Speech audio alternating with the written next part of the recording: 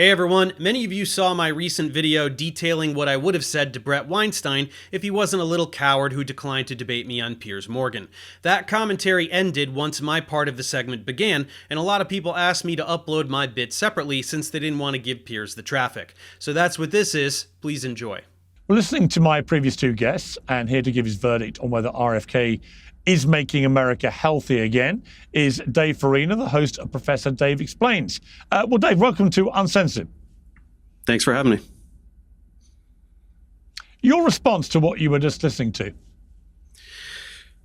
I mean, where to begin? I'm familiar with Bret Weinstein. I'm not familiar with his opponent, but I know, I've dealt with him and his brother. They're peas in a pod. Bret just basically peddles conspiracies to generate a cult following online. A lot of what he said was absolutely ridiculous. He went on a tirade about, aluminum-based adjuvants not being tested. Absolutely not. They've been tested rigorously. They're shown to be safe. The levels of aluminum are comparable to what are ingested through breast milk by children, stuff like that. It's just basically his whole shtick is just kind of like, I'm just asking questions and look at all of these things. And there's just absolutely no basis for it. I'm a little alarmed that both of them had anything positive to say about RFK. I don't think that there is really anything positive that you can say about him. He's been a complete train wreck, antithetical to the idea of public health in every way, shape, and form. So I'm sure that we're going to get into the specifics of how that is the case. Well, I've got to say, I've interviewed him a number of times, RFK Jr. I went into it thinking that everything I read would mean I would have a crackpot in front of me espousing crackpot ideas. Actually, I didn't get that feeling from him. And I've watched very carefully the way that he has performed so far. The measles crisis was interesting because he took a bit of time, but then came down and publicly endorsed the vaccination, which I think surprised people. I completely agree with him that America needs to wean itself off over-processed food. I think he's right to try and get Americans fitter. America has shocking health rates, really, comparative to, say, Asian countries. The obesity rates are alarming. So there are lots of things where I find myself nodding to him. What is it about him that concerns you so much? Because obviously you don't agree with what I just said, but what concerns you so much? So you just asked three separate questions, so I'll answer each of them. Number one, he absolutely is a crackpot. He has pushed miasma theory, terrain theory, pushed ivermectin, hydroxychloroquine. He promotes raw milk. He continues to push lies about vaccines causing autism, just all manner of blatant pseudoscience. And he's leveraging his position to have this essentially is like a repeat of Stalin backing Lysenko, where you have this sort of state-sanctioned pseudoscience trying to usurp actual science. And that's what we're seeing with all of the layoffs, discarding the entire vaccine safety panel. You have even top experts like Peter Marks saying, and I quote, "It has become clear that truth and transparency are not desired by the secretary, but rather he wishes subservient confirmation of his misinformation and lies." So he's just surrounding himself with yes men that will promote pseudoscience. He's even threatening to ban federal scientists from publishing research in respected journals, demanding they publish in the state-sanctioned alternative. So this is all driving scientific talent out of the country, preventing people from emigrating here to be part of the scientific community. It's very disastrous, the pseudoscience. But then speaking to what you said about vaccines and ultra-processed foods, his vaccine rhetoric is directly responsible for deaths. And you guys have been focusing on the Texas outbreak, but let's not forget the Samoa outbreak, where he is absolutely 100% directly responsible for 83 deaths over there. He is the one who went over there, met with anti-vaccine advocates, and pushed this false narrative about the outbreak being due to a vaccine rather than actual measles. 83 deaths on his head, no remorse. Over here in Texas, right, obviously he, when he gets cornered, he's going to backtrack and say, oh, no, by the way, MMR is fine, everybody should get it. But he's the one pushing all these long debunked conspiracies about the autism thing, which goes all the way back to Andrew Wakefield, the massive fraud from your neck of the woods. And then to go to ultra-processed foods. Look, this is the one thing where it's like, yeah, junk food is bad for you? Are we going to give this guy a medal for saying that junk food is bad for you? Everybody knows that, right? I mean, it's like what is like it also speaks to the hypocrisy of the right as well, though, because, not like this huge fan of Michelle Obama or anything, but she had an initiative to make school lunches more healthy, and Republicans jumped on her. Federal overreach, big government, all this stuff, and now RFK comes around and says, oh yeah, by the way, junk food is bad, and everyone's clapping and cheering like he's some kind of messiah. What is the plan here? Ban fast food, ban soda, ban ice cream? I don't think that that his orange boss would be too pleased if McDonald's is outlawed. So what's the end goal here? Right? This is just rhetoric to try to make it seem like he's on the side of the public when he just absolutely isn't, right? He pretends to be this bulwark fighting against big pharma and everybody in the private industry. But as soon as he gets the reins, as soon as he gets the keys to the castle, what does he do? He guts all of the federal institutions that are meant to protect the public against the private sector. Thousands of layoffs at the FDA, at the CDC, right, the entire vaccine panel. What's happened to the vaccine panel? He replaced them with Robert Malone, all these other frauds. Then if these vaccines are no longer recommended, then low-income families, low-income children don't have access to them for free anymore. So all of this rhetoric about not wanting to take vaccines away from people, it's actually specifically what he's doing. So all of it is a facade, all of it. When you take a specific, for example, like mRNA vaccines, I've heard exactly the same rhetoric that RF Kennedy Jr. Says about this from a top UK oncologist. I mean, literally one of the best in the country. He absolutely concurs that there are genuine issues about the mRNA vaccine. And I would just use that as an example where COVID in many ways did reveal that science is an ever-evolving thing, that sometimes people take implacable positions that turn out to be completely untrue. I remember the scientists collectively assuring us that if you took the vaccine, then you could not transmit the virus. And then it turned out that was nonsense.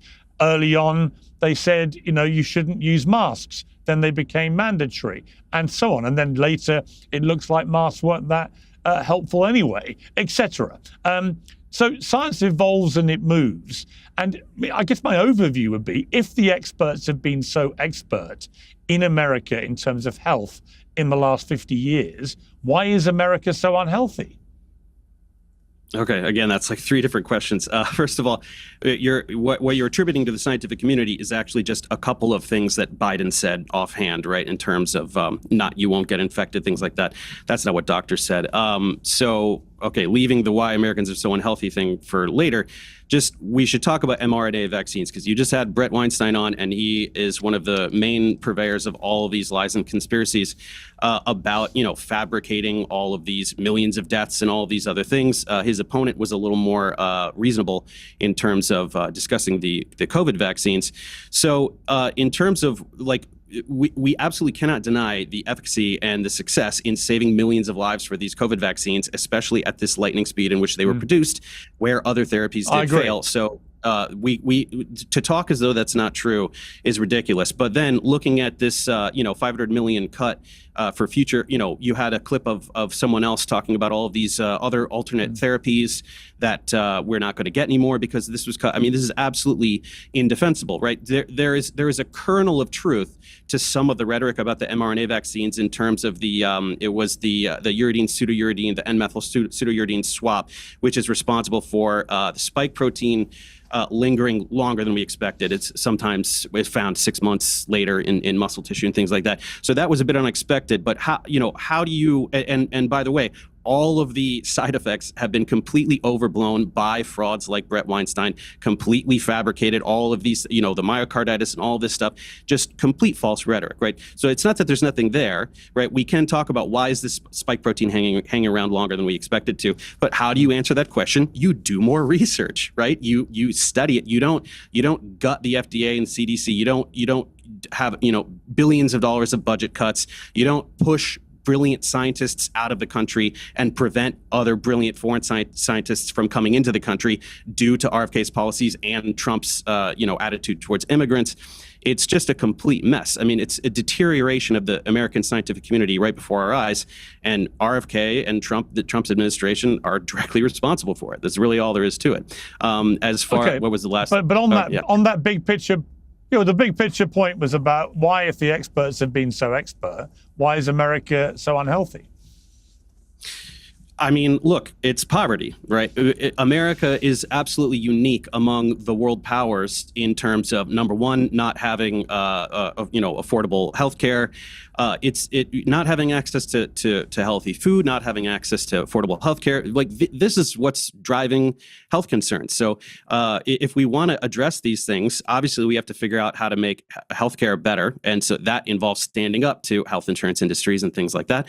But also just kind of taking it more seriously. If we want to understand, right, RFK pushes this, this explosion in chronic disease, 54% prevalence, and it's all magically lined up with 1989 in the vaccine schedule and junk food. It's complete rubbish. I mean, we know junk food isn't good for you, right? That's not news. And okay, what are you going to do? Like enforce laws that prevent people from manufacturing and eating fast food? Good luck with that if you want to try that. But more importantly, why don't we research the genetic basis for a lot of these diseases? Things, certainly behavioral and neurological diseases, are largely genetic. And then even stuff like obesity has a very large genetic component. Why aren't we researching that more? And then just ultimately economics. I mean, I'd say post-World War II, just America has become this venue where the oligarchy is just consistently vying for supremacy here, specifically being that U.S. is the, at the moment remains, I believe, the premier global power. That may change soon or is already in the process of changing. But that's why we see this continued transference of wealth from the masses into the oligarchy. And that's going to generate incredible amounts of poverty. And with that, you don't have access to healthy food. You don't have access to healthcare. That's the main problem. That's what we should be focusing on. Okay, Dave Farina, thank you very much. Well, listening to all that was Bret Girard, one of the two people I interviewed earlier, who stayed on just to listen to what Dave had to say. Bret, what's your response to that? Well, I agree with a lot of what was said. I mean, it's hard in a debate format to jump on everything that's being said by the other Bret, but things like, adjuvants have been studied forever, and they're not linked with these catastrophic consequences. The mRNA vaccines have saved millions of lives. Yes, we can always improve our vaccine safety monitoring, but the vaccine safety monitoring, particularly the prospective one that's throughout the health systems that report to the CDC, is pretty good. And they saw myocarditis very early. Myocarditis is real. It's not due to mRNA vaccines. It's a class effect, probably related to the spike protein that we saw with adenovirus. And so I agree. I certainly agree that stacking the ACIP panel, the vaccine panel, at CDC and eliminating all inputs from scientific societies like IDSA is just a way to guarantee that the result that he wants, the secretary wants on vaccines, is gonna happen. And to put some modicum of legitimacy there because, well, the ACIP said this is what we should do, but he's already stacked the ACIP with people who have pseudoscientific beliefs. I do want to say one thing about America being unhealthy, and I want to foot stomp a lot of what you said. One factor that I think is very important is, you have to change the reimbursement system. We have a sick care system that reimburses for sick care. I will happily reimburse you to amputate somebody's leg who has diabetes and vascular disease, but we don't put the money prospectively into access to preventative care, access to healthy foods. So the entire reimbursement system almost guarantees that we maintain a sick society, and it doesn't support the maintenance of health. And in addition to everything that was said, which I agree with, that reimbursement system absolutely needs to be changed to be a health promoting system and not a sick care system. Just finally, Bret, Dave painted a pretty apocalyptic picture of how he views RFK Jr. running America's health. I detect you're not quite as grim-faced about it, but what would your response be to Dave to maybe reassure him? So I can't reassure him because I don't know, right? I don't know how this is all going to turn out. Having been assistant secretary and work for someone who I think is an outstanding secretary, Alex Azar, who is very smart, understood how to make things happen, no craziness whatsoever, very science-based. I think a secretary is going to have an opportunity to do maybe 2 or 3 things, and that's gonna be it. Maybe 2 or 3 or 4 things, and I'm trying to support the things that I think are very important that could be beneficial. And if this secretary did nothing else but work on nutrition, raise nutrition as a national priority, elimination of dyes, I think that could be very helpful for the country, right? On the other hand, instilling vaccine hesitancy, fear of vaccines, pseudoscience on the headlines, like the mRNA vaccines are killing more people than they help, gutting the scientific system that are at our agencies. These could be catastrophic, right? And that's why we're having this. That's why we're having this discussion here. So my goal is to help promote what I think is in the best public health's interest. He is our secretary, and until he is not our secretary, which may be in 3.5 years or maybe tomorrow, Trump does fire people. While he's our secretary, I want to promote and support the things that I think are beneficial for public health, and I want to come on shows like this to argue with things that I think are detrimental. And the whole vaccine policy, his whole tenor about vaccines, his whole gutting the scientific infrastructure about vaccines, I think is highly detrimental and could be catastrophic. Dave, final word to you. I agree with all of that. The only thing I would emphasize is that this veneer of concern about nutrition and public health, it's a facade. It's just a smokescreen to make people think that he is actually concerned with the masses when he's really just there to implement this agenda. He's just gutting all of these federal institutions. Right? It's very much aligned with what Trump and Musk were trying to do with Doge. Right? Going in, trying to pretend that they're cutting all of this waste, when in reality they're just gutting the institutions that have any ability to regulate the private sector. Right? It's all in line with this continued transference of wealth from the general public into the oligarchy, and RFK is right in line with that. As much as he tries to portray himself as the polar opposite of that, it is what he is.